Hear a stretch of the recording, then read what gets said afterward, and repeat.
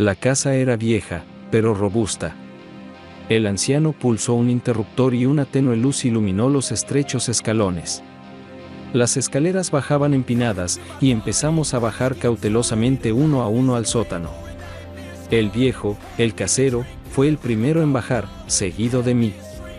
Delante de nosotros se hizo más claro, y aquí estábamos ya de pie sobre el suelo de baldosas de granito, en un estrecho punto de luz diurna que caía a través de una pequeña ventana justo por encima de nuestras cabezas. Un agradable frescor envolvió mi cuerpo. Incluso me pareció sentir una ligera brisa. ¿Es un sistema de ventilación antiguo? ¿Sientes una corriente de aire? Como si el anciano hubiera oído mis pensamientos. Me volví hacia él. Es un bonito sótano, grande y seco. Está decidido, voy a comprar la casa. Bueno, vamos arriba a firmar los documentos necesarios. El notario está esperando. Está bien, puede esperar. Es su trabajo esperar. Nos tomamos nuestro tiempo para subir. En el vestíbulo, el notario esperaba pacientemente. El anciano firmó la escritura de donación, yo entregué la cantidad acordada. El notario certificó el recibo del dinero y me convertí en propietario de una vieja casa de 2 plantas en el casco antiguo de la ciudad. Debo decir que los inmuebles en esta zona eran caros, así que fue una gran suerte comprar una casa aquí por un dinero bastante modesto. Me gustaba la arquitectura antigua. Venía a menudo y paseaba por las callejuelas. Y un día conocí al viejo. Nos sentamos en uno de los muchos bancos y nos pusimos a hablar. Sin saber por qué, le conté mis problemas. Me escuchó atentamente y me invitó a tomar el té. Así fue como vi esta casa por primera vez. La vi y me enamoré. Fue como si el viejo me hubiera leído el pensamiento. Me dijo que sus hijos se habían ido y que vivía aquí solo. La casa es grande y le resulta difícil mantenerla adecuadamente.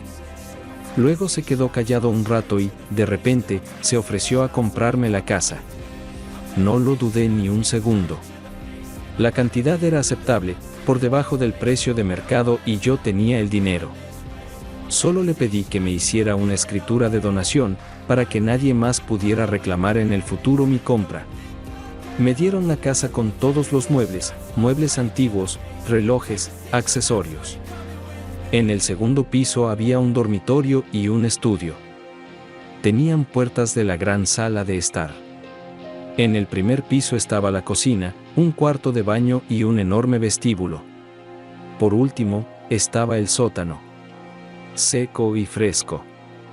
He estado alimentando la idea de abrir mi propia tienda de antigüedades durante mucho tiempo. Y comprar esta casa en el casco antiguo de la ciudad era el momento oportuno.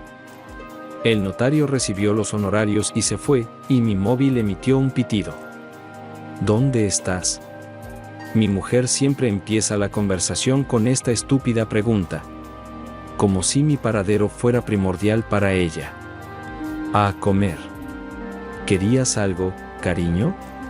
Intenté que mi voz fuera suave. Voy a llegar tarde esta noche. Es el cumpleaños de Tamara y voy con las chicas a felicitarla. Habló con su habitual voz corta. ¿Te recojo? Hice una pregunta rutinaria. No, prefiero que supervises a Tolik, que vigile sus matemáticas con él. Tiene un examen pronto. Besos. Se desmayó. Tengo suerte con Vika. Una esposa, madre y anfitriona modelo, que siempre tiene todo bajo control. Cuando llegué a casa, mi hijo ya había cenado y estaba en su ordenador. ¿Están listas las clases?, murmuró algo sin apartar los ojos de la pantalla. Últimamente, mis insistentes intentos de encontrar un lenguaje común con él habían sido infructuosos. Y, curiosamente, la reticencia a comunicarse conmigo contaba con el pleno apoyo de mi mujer. A veces tenía la sensación de que ella ponía a mi hijo en mi contra a propósito. Pero pronto supe la razón de este comportamiento de mi hijo y no hice más intentos de acercarme a él. Hasta hace 6 meses mi vida familiar me parecía clara y despejada. Con Vika, mi mujer, llevaba casado 16 años. Nos casamos cuando yo tenía 22 años y ella 20. La iniciativa de contraer matrimonio es enteramente de ella. Después de 6 meses de lenta comunicación conmigo, Vika cambió. Me llamaba constantemente, imponiéndome casi por la fuerza su sociedad. Se hizo amiga de mi madre y vino a nuestra casa.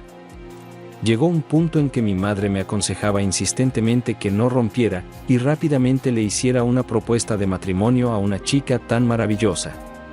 Fue a visitar a los padres de Vicky y su decisión de casarnos se hizo aún más fuerte. Me convencieron de que no hay que buscar lo bueno en lo malo y le propuse matrimonio a Vika. Ni que decir tiene que ella aceptó inmediatamente ser mi esposa y 3 meses después nos casamos. Pero mi padre no se sentía atraído por Vika. Pero prefirió guardar silencio y mantenerse al margen de los asuntos matrimoniales de las mujeres, observando desde la barrera el proceso de seducción de su propio hijo.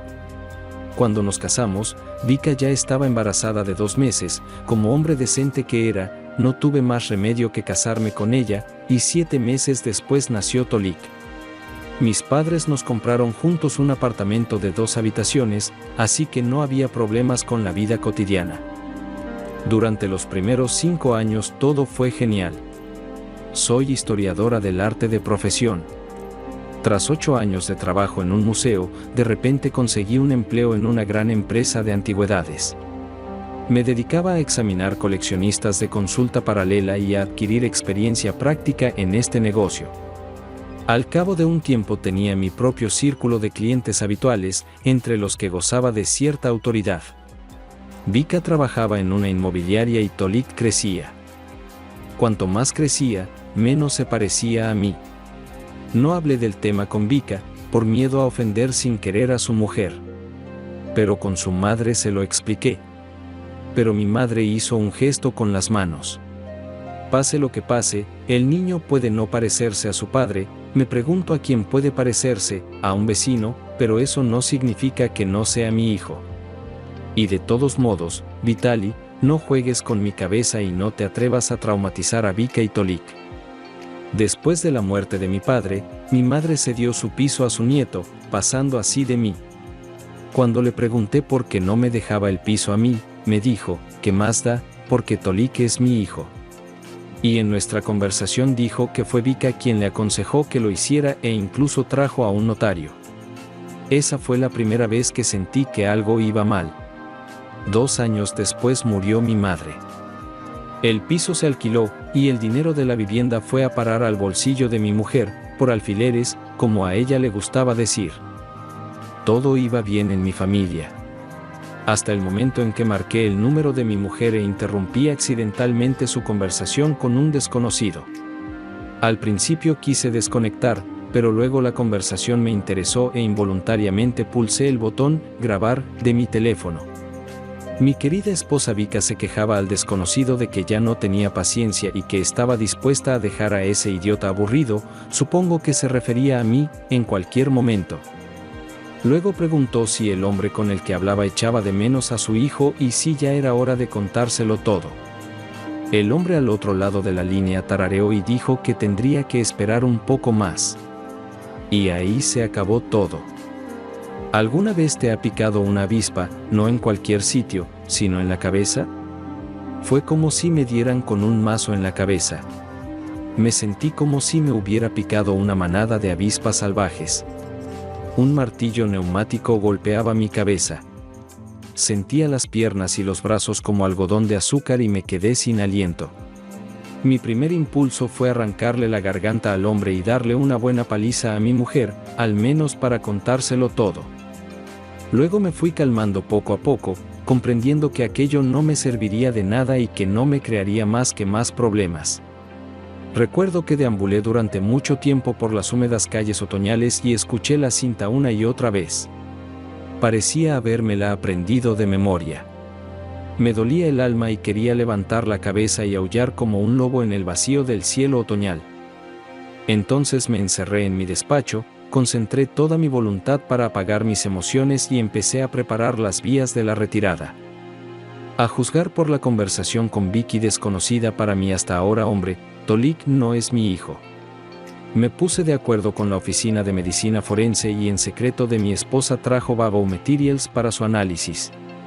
3 días más tarde supe con certeza la respuesta: sí, no era mi hijo. Oh, sí, Vicky, blanca y esponjosa.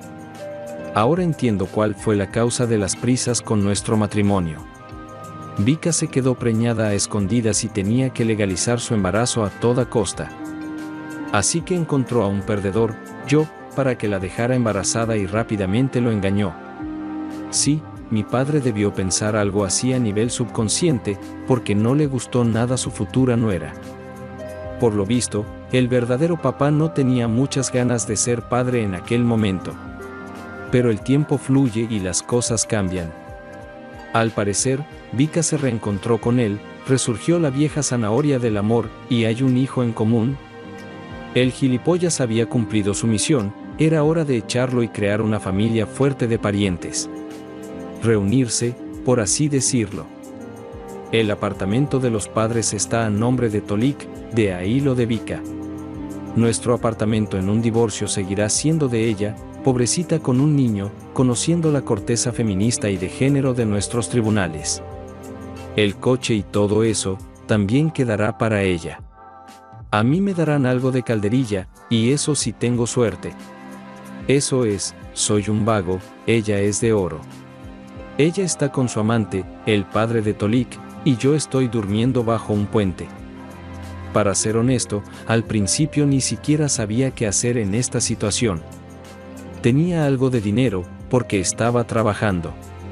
Pero, como todos los maridos, pagué la oportunidad de tener acceso al cuerpo de mi mujer dándole casi todo mi sueldo. Una especie de mezcla de cajero automático y vibrador. Así que mis perspectivas de futuro seguían sin estar claras. Tras conocer la verdad sobre el hijo, decidí averiguar quién era su amante y empecé a poner las cosas en orden. Y me encontré con una sorpresa. Su amante de toda la vida y, por tanto, padre de Tolik, era mi jefe. Rastreé banalmente a Vika, cuando fue ostensiblemente a visitar a otro amigo.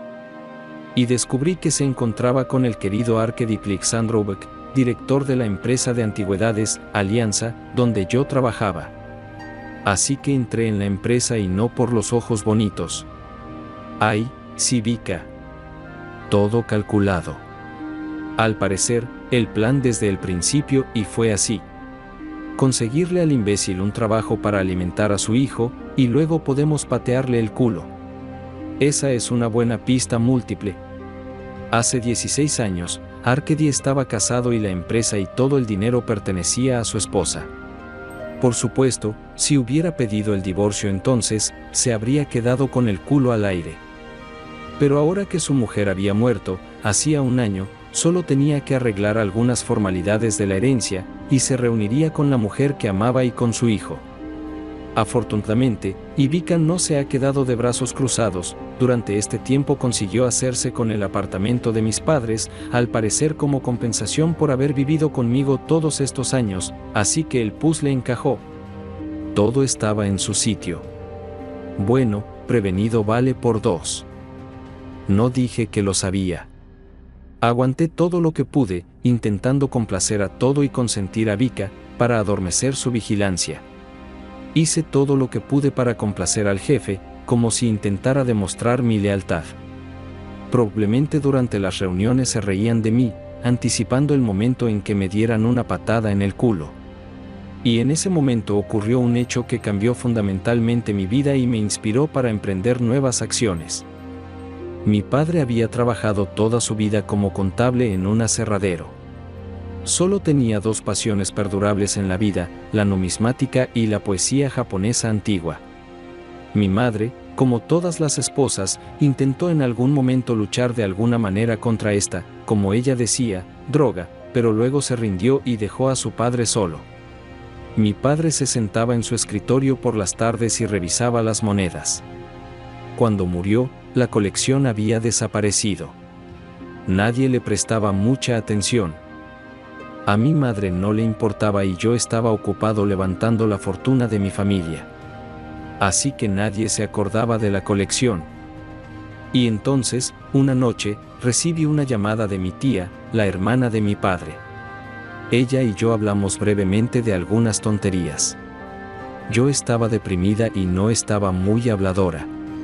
Inesperadamente, la tía Olia dijo que, poco antes de su muerte, mi padre le había dado una maleta con la petición de que me la diera más tarde. Pero se distrajo y lo olvidó. Pero hoy ha ido al entresuelo y la ha encontrado en el montón de trastos. Está cerrado y no sabe lo que hay dentro. Si lo quería, podía cogerlo cuando quisiera. Para ser sincero, no presté mucha atención a esta conversación.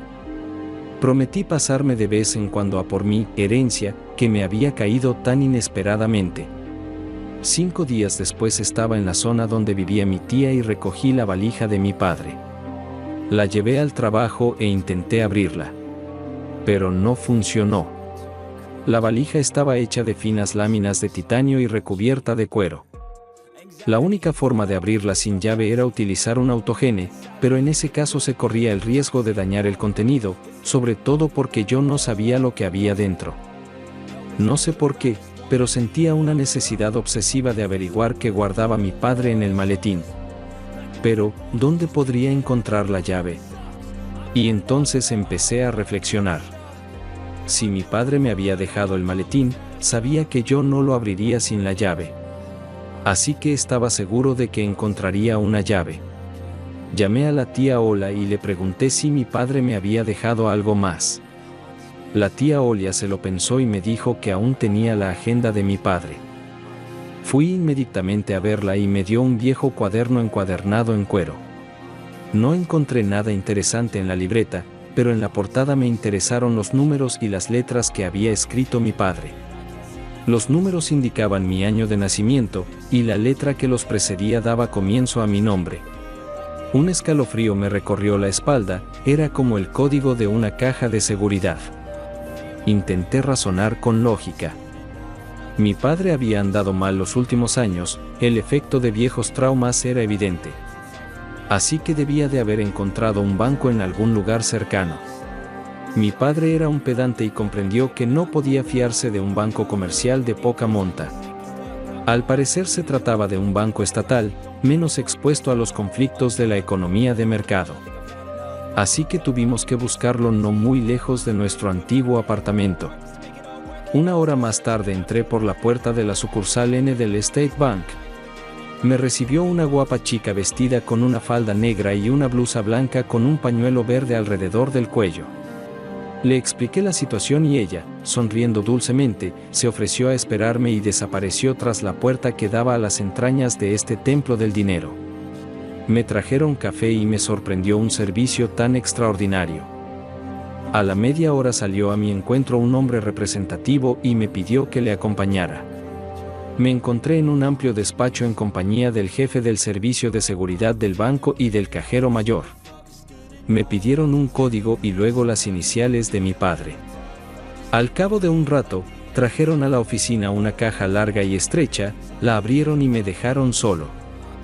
Dentro de la caja había un paquete con un anillo de metal blanco con las iniciales de mi padre, una llave pequeña y la figura de un samurái armado con 2 espadas japonesas. Me probé el anillo y me quedó como un molde en el dedo anular de la mano derecha. Volvió el jefe de la oficina, firmé los papeles para cerrar la caja de seguridad y me acompañaron a la salida. De vuelta al trabajo, introduje la llave en el ojo de la cerradura situado bajo el asa de mi maleta. La cerradura hizo clic y la maleta se abrió. Como era de esperar, había monedas en la maleta. Cuando las puse sobre la mesa, después de haber cerrado la puerta con llave, me entraron sudores fríos. Las monedas rusas, soviéticas y extranjeras más raras. Varios maquines de la época de la conquista española, un juego completo de monedas soviéticas de 1958, billetes y dólares de plata de la época de la Guerra Civil Confederada y, por último, una moneda rusa muy rara, la Ana y la cadena. Todas las monedas tenían certificados de autenticidad y documentos que confirmaban su propiedad legal. Sí, era un verdadero tesoro. No soy un principiante en el negocio de las antigüedades, solo estoy atónito. A primera vista, todo tiraba de un dinero serio y en absoluto de rublos rusos.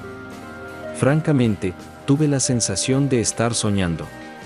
Guardé cuidadosamente las monedas en mi valija y empecé a pensar en cómo utilizar la repentina riqueza que me había caído encima para resolver mi difícil situación en la vida.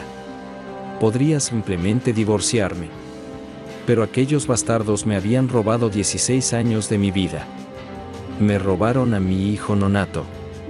Me robaron la alegría de la paternidad, la alegría de tener a mi hijo en brazos, mi heredero.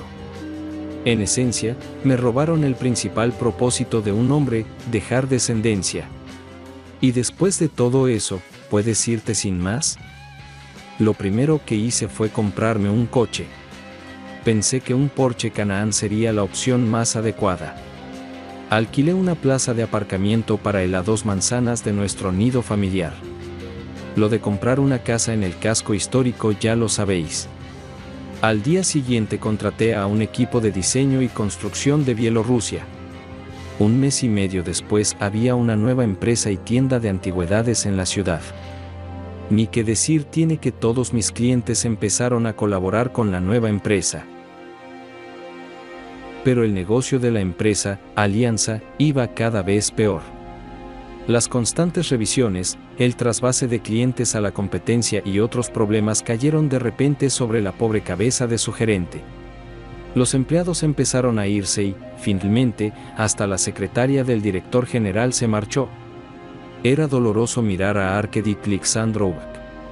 Había perdido su antiguo brillo y era solo una sombra del otrora exitoso empresario de antigüedades. Al final, de todos los empleados de la empresa, solo quedé yo. Vika también había cambiado. Sus salidas nocturnas eran cada vez más cortas. Mostraba un cariño y una ternura sin precedentes hacia mí. Yo seguía fingiendo que no sabía nada y representaba con embeleso el papel de cornudo tonto. Y por fin, a través de testaferros, me compré una mansión en las afueras de la ciudad, construida en el solar de la estación de guardabosques, rodeada de un magnífico pinar, y cumplí el sueño de mi infancia, me hice con un pastor de pura raza de Asia Central.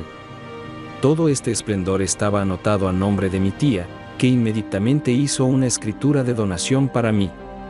Así que la cuestión de mi nuevo hogar estaba resuelta. Era hora de poner fin a la comedia y pasar a la fase final de la operación, cuasi perdedora. Llegó el momento en que se denegó el alquiler del local a la empresa, Alliance, por alquiler atrasado. La nueva empresa de antigüedades había pagado una gran cantidad de alquiler y se pidió al señor director de Alliance que desalojara el local en un plazo de 3 días. Al llegar a la empresa el último día, llamé a Vika y le pedí que viniera a mi despacho. Se sorprendió, pero accedió. Ella y yo entramos en el despacho Arkady Alexandrovich. Vika sintió algo, pero siguió haciendo el papel de tonta incomprensible. Nos sentamos a la mesa y en silencio le tendí un montón de fotos que ilustraban las aventuras amorosas de mi mujer y mi jefe. Créeme, había mucho que ver. Tendrías que haber visto sus caras. Incluso empecé a temer que a Arkady Alexandrovich le diera un ataque. Vika estaba sentada con cara de piedra, y solo en sus mejillas había lágrimas. Hasta sentí lástima por ella. Y para no ceder a la lástima, encendí la grabadora y en el despacho sonó un diálogo entre los dos amantes sobre las perspectivas de un amante cornudo que había cumplido su misión. No quise molestarles para que no disfrutaran de la grabación, así que me levanté y me dirigí a la puerta sin volverme. Vitalik. La voz de Vicky expresaba una tormenta de emociones. Ira, decepción y, finalmente, miedo. Espera, te has equivocado. No me he dado la vuelta. Hombre, eso es cursi. Solo tenía que oír, no es lo que piensas. No pude evitar mirar hacia arriba cuando llegué a mi coche. Desde la ventana del segundo piso me miraban una Vika llorosa y un ex jefe blanco como la tiza. Me incliné cortésmente, saludé, apagué la alarma y subí al asiento del conductor. Por un momento me pareció que el samurái colgado de la cadena agitaba sus espadas y me guiñaba un ojo. Arranqué el motor, Me puse en marcha y, unos instantes después, me uní a la corriente de coches que circulaban siempre a toda prisa.